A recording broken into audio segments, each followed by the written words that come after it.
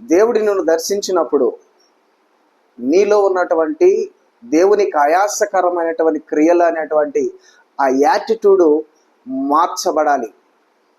ఉదాహరణకు సౌలు క్రైస్తవుల మీద దాడి చేయడానికి, వారిని పూర్తిగా నిర్మూలం చేయడానికి కంకణం కట్టుకున్నటువంటి వాడిగా సౌలు మనం చూస్తాం. దమస్కు ప్రాంతంలో సౌలును దేవుడు దర్శించగా ఆ క్రైస్తవుల మీద దాడి చేయాలన్నటువంటి ఆ యాటిట్యూడ్ మార్చివేయబడింది. అలాగే నేను దేవునికి ఆయాసకరమైనటువంటి క్రియలను మరి దేవుడు నిన్ను దర్శించినప్పుడు దాన్ని తొలగించుకొని ఆ యాటిట్యూడ్ను మార్చుకునే వారంగా ఉండాలి. రెండవదిగా, దేవుడు నీ మీద దయ చూపించినప్పుడు దానికి తగిన రీతిగా గ్రాటిట్యూడ్ కలిగినటువంటి వాడవగా దానవగా ఉండాలి.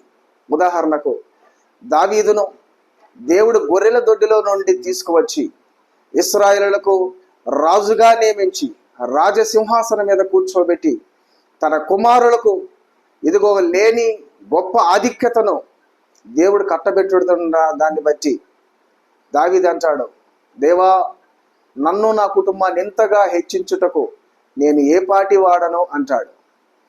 అలాగే ప్రతి వ్యక్తి గమనించాల్సినటువంటి విషయం, దేవుడు నీకు దయ చూపించినప్పుడు, నీ కుటుంబం మీద దయ చూపించినప్పుడు నీవు దేవునికి గ్రాటిట్యూడ్ కలిగినటువంటి వాడవగా దానవగా ఉండాలి.